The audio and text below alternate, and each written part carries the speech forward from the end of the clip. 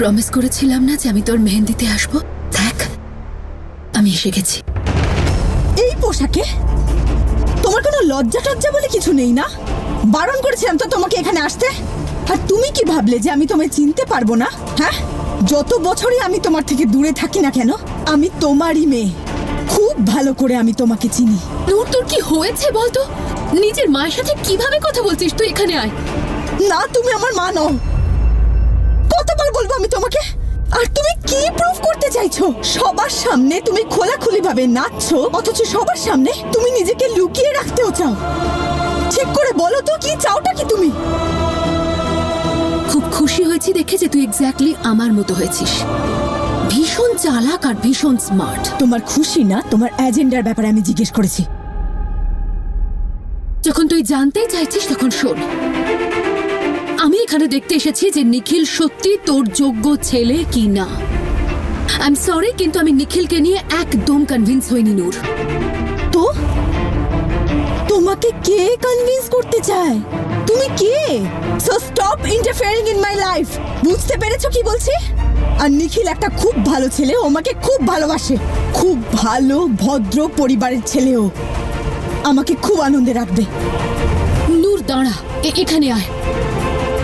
নূর, আমার দিকে তাকা। কি হয়েছেটা কি? তোর এত রাগ ভালো নয়। আর যখন তুই আমাকে এতটাই চিনে ফেলেছিস তখন এটাও শুনে রাখ যে আমি যেখানে যাই নিজের ইচ্ছে যাই, আর যখন আমি ফিরে যাই তখনও নিজের ইচ্ছেতেই ফিরে যাই। আমি যেটা একবার ভেবে নিই সেটা আমি করেই ছাড়ি। নূর, কোথায় উধাও হয়ে গেল মেয়েটা? আমি সব সময় তোর জন্য বেস্টটা ভেবেছি, আর এখন আমি তোর জন্য বেস্ট ছেলেই চাইছি। আর নূর, আমার নিখিলকে বেস্ট কেন, বেস্টের আশেপাশে আছে বলেও মনে হচ্ছে না। তোমার কি মনে হয় না মনে হয় তাতে আমার কিচ্ছু যায় আসে না। নূর, তুই তখন থেকে ভালোবাসি ভালোবাসি করে যাচ্ছিস। তুই ভালোবাসার মানেটাও বুঝিস? ভালোবাসা হলো সেই জিনিস যা অভাব দেখলেই জানলা দিয়ে উড়ে যায়। আর প্লিজ তুই একটা কথা বুঝে রাখ যে ভালোবাসা বলে আমাদের জীবনে কোনো কিছুর অস্তিত্ব নেই।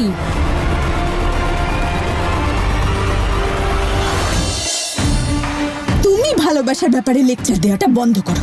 তুমি কখনো ভালোবাসা পাওনি, আর তুমি ভালোবাসাকে কখনো সম্মানও করোনি। আর আমি জানি জীবনে কিভাবে বাঁচতে হয়, আর জীবনে কি করলে কি পাওয়া যায়। এই সেটটা দেখতে পাচ্ছ তুমি? এটা নিখিল আমাকে এরকম 4টে সেট দিয়েছে। এই লেহেঙ্গাটা, এটা ডিজাইনার লেহেঙ্গা, 12 লাখ টাকা দাম। আমি খুব ভালো করে জানি জীবনে কখন কিভাবে কি পাওয়া যায়। আর নিখিল আমাকে সবকিছু দেবে, ভালোবাসা, টাকা পয়সা, ফ্যামিলি, যা শুধুমাত্র আমার। তোমার মতো অন্যের দয়ায় আমি বাঁচবো না। নূর, আমি কি বলছি একবার কথাটা আমার শোন। আরে তুই। নূর,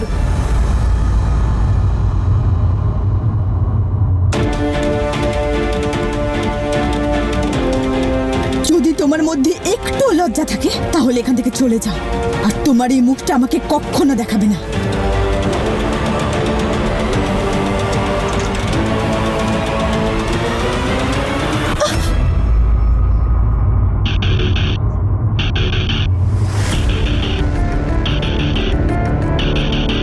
কি হয়েছে নূর?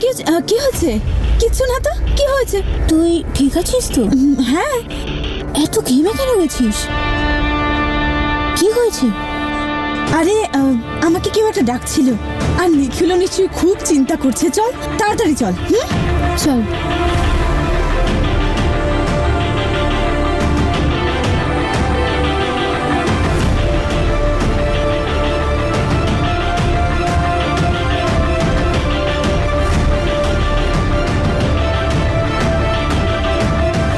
নূর, নিখিলের হাতে তো আদৌ কিচ্ছু নেই রে। আর যতক্ষণ না আমি এটা জানতে পারছি যে নিখিলের হাতে কতটুকু আছে আর কি নেই, আমি এখান থেকে কোথাও যাচ্ছি না।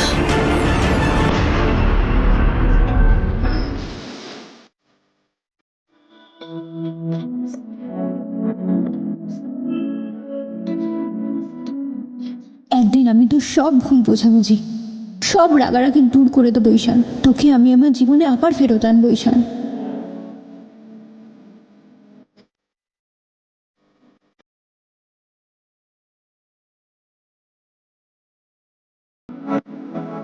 Thank you.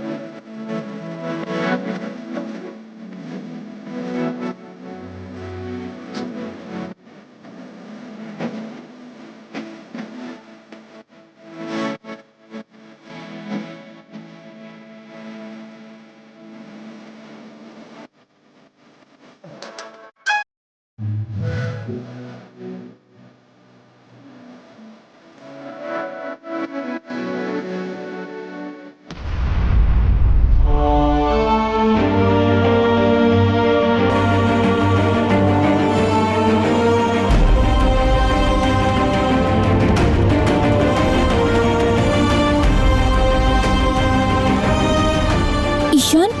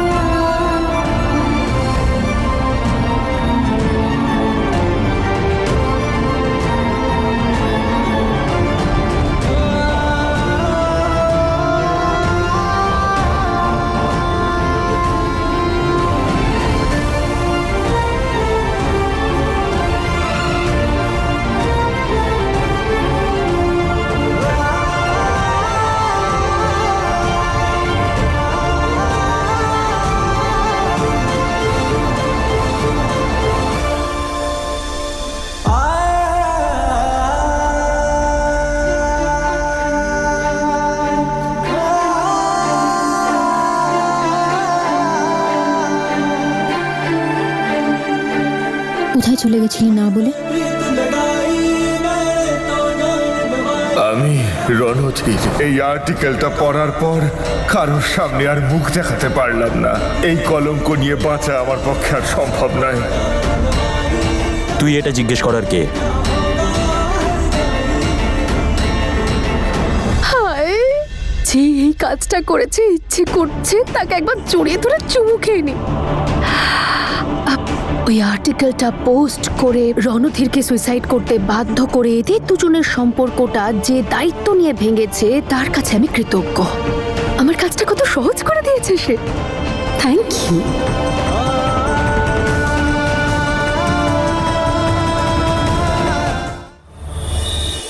আসছি 5 মিনিটে আসছি, বাইরে ওয়েট করো। ভাই, আমার পছন্দের ড্রিঙ্কটা বানাতো।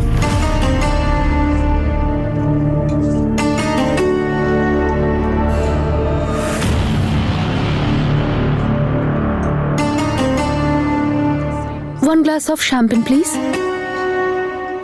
শোন, বাইরে 3টে বটল নিয়ে আসবি, ড্যাড আর দাদা যেন জানতে না পারে, ঠিক আছে?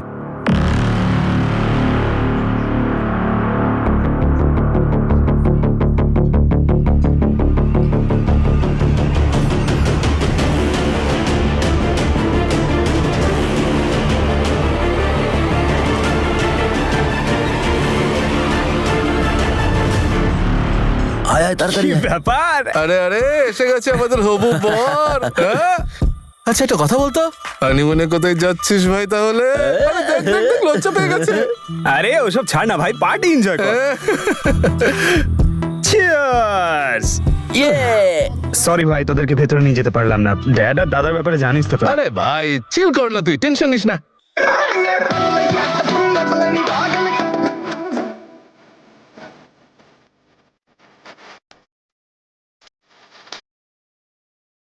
নিখিল, এসব কি হচ্ছে? এদিকে আয়। তোর প্রবলেমটা কি নিখিল? হ্যাঁ, সবকিছুর একটা সীমা আছে। তুই জীবনটাকে কবে সিরিয়াসলি নিবি বলতো? এই জন্যই তোর বাবা তোকে কোনো দায়িত্বপূর্ণ কাজ দেয় না, সব অদিতকে দেয়। যদি উনি জানতে পারেন না এই ছেলেগুলোর সঙ্গে তুই বাইরে আছিস, বুঝবি। চল চল। মম, নিখিল, দাদা নিক না সব রেসপন্সিবিলিটিস, আমার কোনো রেসপন্সিবিলিটি চাই না। আমি নূরের সঙ্গে এনজয় করতে চাই, মজা করতে চাই। আর দাদাকে বলে দিও বিয়ের পরের দিন যেন ফ্যাক্টরিতে না যেতে বলে। বারে বাহ, আমি কাজে যাব না, লাগছে। আমি ফ্যাক্টরিতে যাব না। টাকা কোত্থেকে আসবে? কদিন আর দাদার কাছে হাত পেতে চাইবি? হ্যাঁ, মম, দাদার কোনো সমস্যা নেই টাকা দিতে, তুমি কেন টেনশন নিচ্ছ? আমার বিয়ে মম। রমা দেবী, আমাকে ভেতরে সবাই ডাকছে ডান্সের জন্য। ডান্স করবে তো তাহলে এখানেই করো। আমি হব স্বামী, খুব তাড়াতাড়ি হবে ঠাম্মি। আরে নাচবো মন খুলে, আমরা নাচবো মন পারিস খুলে। বটে। আরে নাচবো চল। মন খুলে, আমরা নাচবো হেলে তুলে।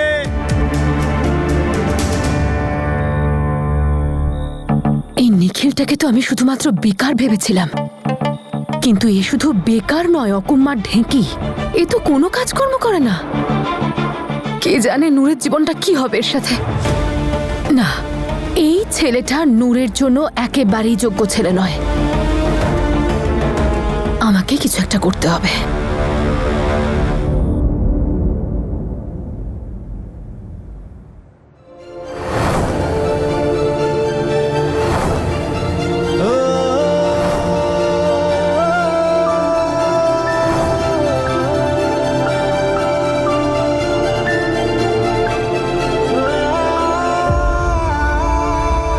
কেন করলে এরকম বাবা?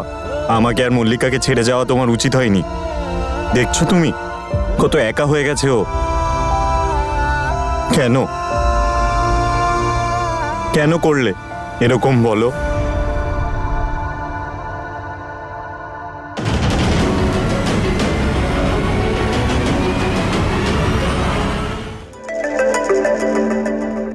হ্যালো হ্যালো হ্যালো মম, তোমার এভাবে আমাকে একা ছেড়ে দিয়ে চলে যাওয়া উচিত হয়নি। তোমার কোনো আইডিয়া আছে আমি কত লোনলি ফিল করছি? হুম, কি বললেন আপনি?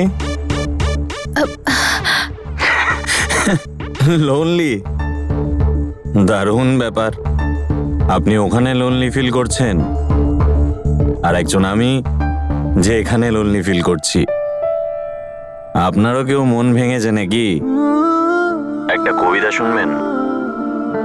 ভালোবাসা বড়ই অদ্ভুত, সবাই বলে তাই। গোলাপের মিষ্টি গন্ধে আমরা কাটার অস্তিত্ব ভুলে যাই। এক্সকিউজ মি, আপনি কি কথা বলছেন?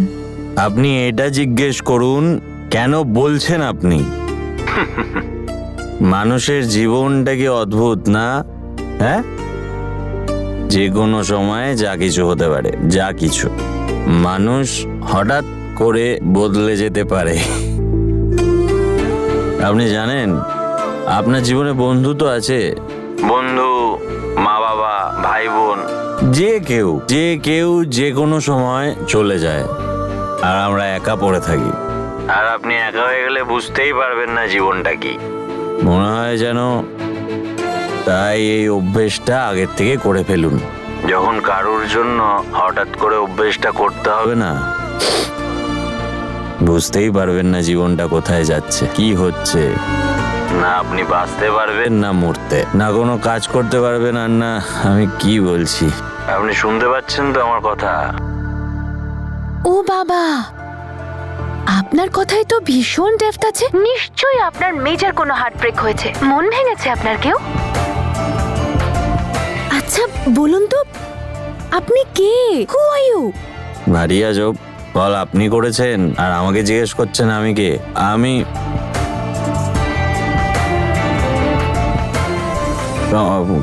আই এম রিয়েলি সরি, আমি ভুল করে কি। না না, please please don't cut the call. আসলে অ্যাকচুয়ালি আপনার গলাটা একদম ইউনিক, আর কথাগুলো কি সুন্দর বলেন। আচ্ছা আপনার কি নাম? ঈশান। ঈশান। ও nice name. And what do you?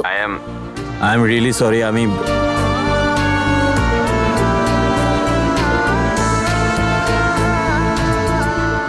Interesting.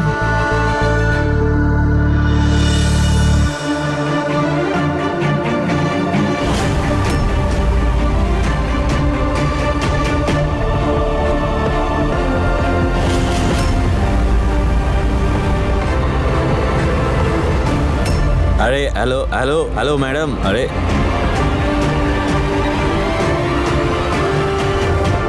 ভারী আজব, আজকাল পুলিশদের হাত থেকেও লোকজন জিনিস ছিনিয়ে নিয়ে চলে যাচ্ছে। সিকিউরিটির তো কোনো নামগন্ধই তুই নেই। এখানে? হ্যাঁ তোর ফোনটা সে কখন থেকে বাচ্চা জানিস? নে। বল, আমার ফোন ওখানে বাজছে আর আমি এখানে কার সাথে কথা? যাই হোক, তুই ড্রিঙ্ক করেছিস দাদা? একটুখানি। তুই জানিস আমি আমি আমি সুস্থ হয়েই তোকে বলছি, তুই এই পৃথিবীর সবচেয়ে বেস্ট সিস্টার। ছোটবেলা থেকে এখনো পর্যন্ত তুই কতবার বাঁচিয়েছিস, আমিও তোকে বাঁচিয়েছি। চিন্তা করিস না। আমি জানি এই মুহূর্তে আমরা দুজনেই খুব একা, কিন্তু আমি কোনো কিছুর কমতি হতে দেব না। আমি তোর আজকের দিনটা নষ্ট হতে দেব না। আমি জানি যে যা সব আমার সাথে ঘটছে, আমাকে বিরক্ত করছে, সেটা কিভাবে ঠিক করা যায়। তুই শুধু মন খারাপ করিস না আর নিজের খেয়াল রাখ, ঠিক আছে? দাদা আমি জানি তুই এখন খুব কষ্টে আছিস, আর আমি যখন মনের মানুষ মন ভেঙে দেয় তখন কষ্ট তো হবেই, অনেক কষ্ট হয়।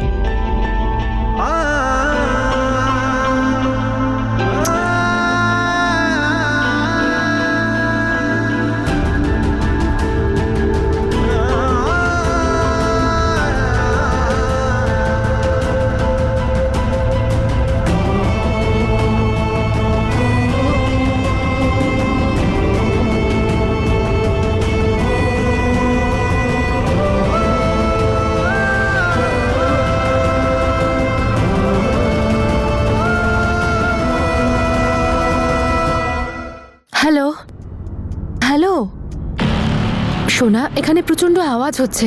অ্যাকচুয়ালি আমি একটা পার্টিতে এসেছি। আমি হোটেলে পৌঁছে তোমাকে শান্তিতে ফোন করব। Till then take care, okay? By.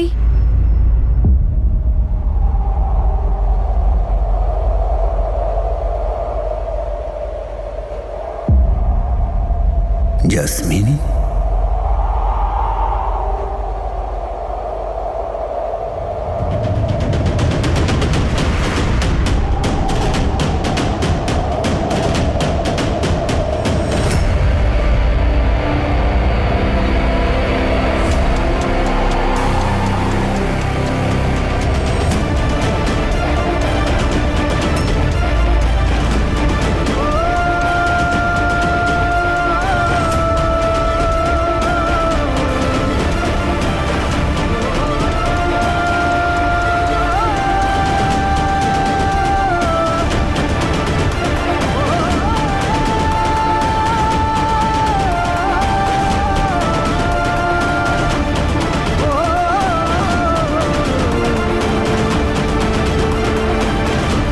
এখানে দাঁড়িয়ে আছো? আমি তোমাকে কখন থেকে খুঁজছি। তোমাকে আশীর্বাদের খামগুলো আনতে বলেছিলাম না?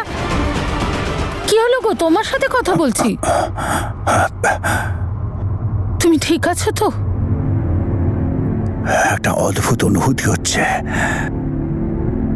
এসো এসো, তুমি এখানে এসে বসো। এসো এসো। ওয়েটার। হ্যাঁ ম্যাম। একটু জল এনে দেবে প্লিজ। জল খাও, তুমি জল খাও।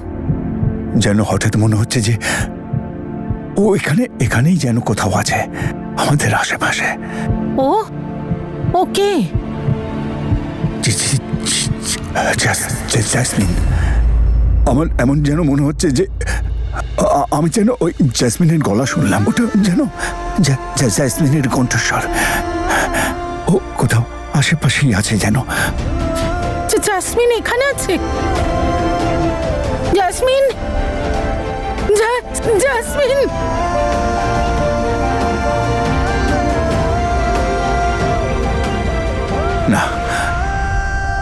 উপরওয়ালা যেন এমন না করেন। ও আমাদের নূরকে এত কষ্ট দিয়েছে, যদি ওর মুখোমুখি হয় তাহলে নূর জানি না কি করে বসে।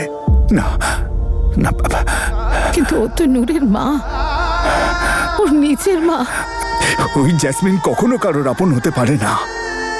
ও নিজের বাবা মায়ের আপন হতে পারলো না, তা নূরের কি করে আপন হবে ও, যে নিজের তনুর মতো বোনকে বুঝতে পারলো না, ও অন্যকে কি করে বুঝবে? আমার আজও মনে আছে যে কেমন করেও নিজের চাহিদা পূর্ণ না হওয়ায় বিয়ের মণ্ডপ ছেড়ে উঠে গিয়েছিল, আর সেই বিয়েটা তনুকে করতে হয়েছিল।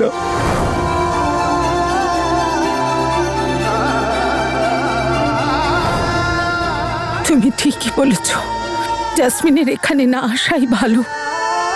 কিন্তু যে কোনো সময় এখানে আসতে পারে, যে কোনো সময় আসতে পারে নিজের দুই মেয়ের উপর অধিকার ফলাতে। নম্রতার শরীরে আমার রক্ত নেই, আমি ওকে জন্ম দিইনি। আমার মেয়ে শুধু নূর। আমি জানি না নম্রতার বাবা মা কে, কিন্তু এটা অবশ্যই জানি যে নম্রতা শুধু আমাদের নয়, বীরদেরও বংশের কেউ নয়। পৃথিবীর কাছে হয়তো নম্রতা তনুর মেয়ে, কিন্তু ওই সত্যিটা জানে তো যে নম্রতা ওরই মেয়ে, ওর নিজের রক্ত। নম্রতার আসল বাবা হর্ষবর্ধন একজন ক্রিমিনাল। তুমি চিন্তা করো না বাবা, এই সত্যিটা চিরকালের মতো আমি আমার বুকের মধ্যে লুকিয়ে রাখবো, কখনো কোনোদিন কাউকে জানতে দেব না। তাহলে আজ আমরা তিনজন শপথ নিই যে এই সত্যিটা আমাদের বাইরে বেরোবে না। না, সত্যি না, কারণ না জানাটাই ভালো। আর সেই জন্যই বলছি যে জেসমিন যেন কোনোদিন এখানে না আসে না।